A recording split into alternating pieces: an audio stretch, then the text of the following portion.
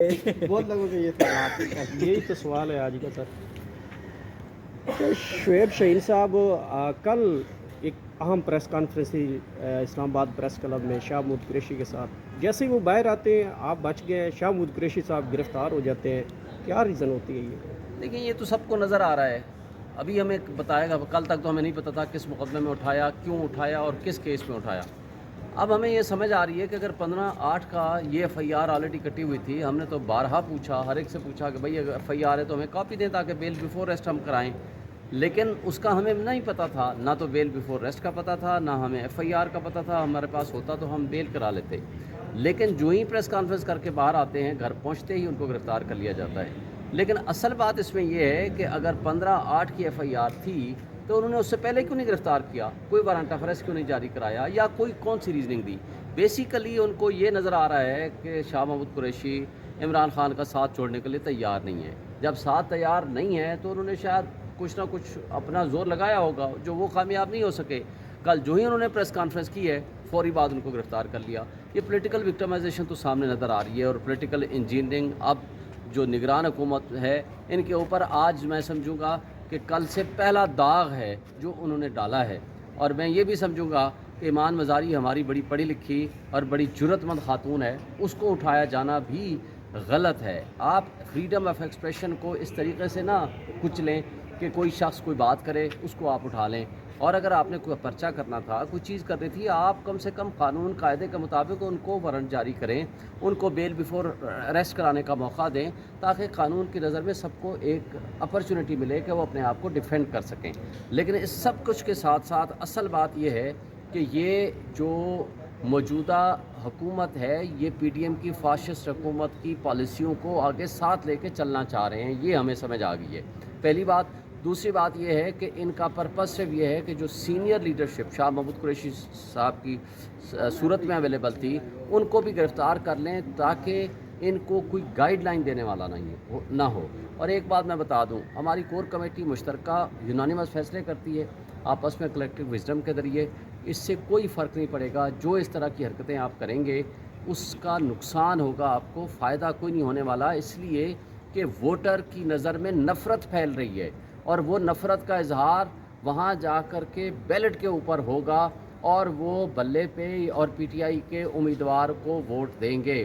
اس وقت تمام طبقے، حلقے، الیکشن کمیشن، ہماری اسٹیبلشمنٹ اور یہ نگران حکومت اور نگران حکومتیں، یہ سارے مل کے زور لگا رہے ہیں کسی طریقے سے پی ٹی آئی کا ووٹ بینک کم کیا جا سکے، لیکن یہ اس میں کامیاب نہیں ہو سکے، جس کی وجہ سے یہ اس طرح کے ہتھ کنڈوں پہ اتر آئیں۔ اچھا بتائیے گا کہ سیکرٹ ایکٹ تو لگا دیا گیا ہے، اور اسپیشل سیکرٹ ایکٹ جو ہے اس کا فعال بھی کر دیا گیا ہے، اور اس کے تحت مقدمہ بھی درج کر دیا گیا ہے، تو یہ کس طرح سے سیکرٹ ایکٹ لگا دیا گیا اور اس کا اب آپ لوگ کیا گراؤنڈ تیار کریں گے؟ دیکھیں پہلی بات تو یہ ہے کہ جو آفیشل سیکرٹ ایکٹ نیا قانون بنا تھا اس کا اطلاق تو پرانے کسی بھی ایشو پہ نہیں ہو سکتا، کیونکہ یہ ایف آئی آر وہ یہ کہتے ہیں 15/8 کو ہم نے درج کی تھی، اور 15/8 کی ایف آئی آر پرانے آفیشل سیکرٹ ایکٹ کے مطابق کی ہے، لیکن پرانا آفیشل سیکرٹ ایکٹ بھی ہو اور اس کے اوپر یہ ایف آئی آر بنتی ہی نہیں ہے۔ اس کی وجہ یہ ہے کہ جس سال کی سربراہی میں کر دیا تھا، اور مجھے بتائیں کہ پاکستان پہ کوئی اٹیک کر رہا ہو، پاکستان کی خود مختاری پہ کوئی فارن اسٹیٹ اٹیک کر رہی ہو، کیا پرائم منسٹر اور کیبنٹ کو یہ اختیار نہیں ہے کہ وہ قوم کو اعتماد میں لیں؟ کیا ان کو اختیار نہیں ہے کہ نیشنل سیکورٹی کمیٹی میں اس کو لے کر جائیں؟ کیا ان کو اختیار نہیں ہے کہ اس کے اوپر کمیشن بنائیں؟ اور آپ کو یاد ہوگا کہ پہلی کیبنٹ میٹنگ میں یہ ڈی کلاسیفائی بھی ہوا، اور اس نے عمران خان صاحب نے اس میٹر کو نیشنل سیکورٹی کونسل میں رکھا، اور نیشنل سیکورٹی کونسل نے یہ واضح طور پر لکھا کہ ڈیمارش کیا جائے یو ایس ایمبیسڈر کو، یعنی وہاں شدید احتجاج ان سے کیا جائے۔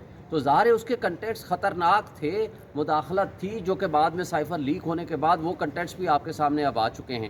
تو اس کے بعد جب دوبارہ نیشنل سیکورٹی کمیٹی کی میٹنگ ہوئی ہیڈڈ بائی شہباز شریف، انہوں نے بھی انہی کنٹینٹس کو انڈورس کیا، اور انہوں نے کہا کہ بالکل یہ غلط بات ہے، یہ انٹرفیرنس ہے، یہ مداخلت ہے، ہم اس کی شدید مذمت کرتے ہیں۔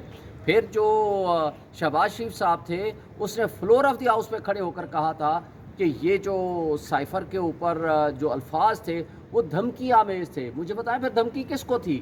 دھمکی عمران خان کے لیے تھی، دھمکی پاکستان کو تھی کہ جناب آپ عمران خان کو ہٹائیں، اور اگر آپ نہیں ہٹائیں گے تو پاکستان نتائج بھگتنے کے لیے تیار ہو جائے اور عدم اعتماد کو کامیاب کرائیں۔ مجھے بتائیں پھر عدم اعتماد کے بینیفیشری کون تھے؟ پھر کرائم ہوتا کیا ہے؟ مداخلت اور سازش ہوتی کیا ہے؟ یہی تو ہے. پھر شہباز شریف نے فلور آف دی ہاؤس پہ کھڑے ہو کر کہا تھا کہ اس کے اوپر میں کمیشن بناؤں گا, اس کی تحقیقات کرائیں گے انڈیپینڈنٹ فورم سے. کیوں نہیں کرائی انہوں نے پورا سال؟ عمران خان نے تو خط لکھ دیا تھا نا چیف جسٹس کو, اسپیکر کے ذریعے, پریزیڈنٹ الوی کے ذریعے, کہ جناب آپ اس پہ تحقیقات کرائیں, آپ کمیشن بنائیں, جوڈیشل کمیشن بنائیں. اور عمران خان نے جنرل ریٹائرڈ طارق کی سربراہی میں کمیشن بھی بنا دیا تھا, جو کہ بعد میں انہوں نے معذرت کر لی تھی اور پھر وہ ان کا اقتدار ختم ہو گیا. لیکن یہ سب کچھ کے باوجود ہم یہ کہتے ہیں کہ ایک طرف آپ نے عمران خان کے اقتدار کو ہٹایا میئرلی آن دی گراؤنڈ اس بنیاد پر کہ جو وہ سازش اور مداخلت کے نتیجے میں تھا, اور آج ان کے خلاف پرچہ کر رہے ہو اس لیے کہ اس نے قوم کو یہ بات کیوں بتائی ہے, قوم کو اعتماد میں کیوں لیا ہے. بھائی قوم کو اعتماد میں نہیں لیں گے تو پھر وہ کس کو بتائیں گے؟ جب کیبنٹ اس کو ڈی کلاسیفائی کر چکی ہے تو وہ کون اتھارٹی کہتی ہے کہ یہ کلاسیفائڈ ڈاکومنٹ ہے؟ شعیب شاہین صاحب 2 دن پہلے پشتون تحفظ موومنٹ کو دفعہ 144 کے باوجود اسلام پشتین یہاں آتا ہے, اپنا جلسہ کرتا ہے, تو ہم یہ نہیں کہتے کہ کسی کو جلسے کی اجازت نہیں ہونی چاہیے, دیں ان کو بھی اجازت دیں. لیکن بھائی جو ایک پولیٹیکل پارٹی ہے تو اس کا قصور کیا ہے؟ پھر ہمیں پی ٹی آئی کو کیوں نہیں اجازت دیتے؟ تو بیسیکلی وہ 16 مہینے وہ کس کے ساتھ تھے؟ وہ شہباز شریف گورنمنٹ کے ساتھ تھے. ووٹ کس کو دیا تھا انہوں نے؟ شہباز شریف گورنمنٹ کو. شہباز شریف کس کا آنکھ کا تارا ہے؟ وہ اسٹیبلشمنٹ کا آنکھ کا تارا ہے. تو بیسیکلی ان کو لانے کا مقصد یہ تھا کہ کیونکہ خان صاحب کا گڑھ ہے, پی ٹی آئی کا گڑھ ہے کے پی کے, اور وہاں ان کے ووٹ تقسیم کرنے اور اینٹی اسٹیبلشمنٹ کا نعرہ ان کو دینے کے لیے ان کا ایک فکس میچ کے ذریعے یہاں پروگرام کرایا گیا, تاکہ ایک میڈیا میں آئے کہ یہ بڑی فورس ہے اور یہ بڑی جرت مند ہے اور یہ بڑی اسٹیبلشمنٹ کے خلاف بات کرتی ہے اور اس وجہ سے ان کو بھی ووٹ ملنا چاہیے. بیسیکلی خان صاحب کا ووٹ تقسیم کرنے کی نیت سے کے پی کے میں ان کو لانچ کیا گیا.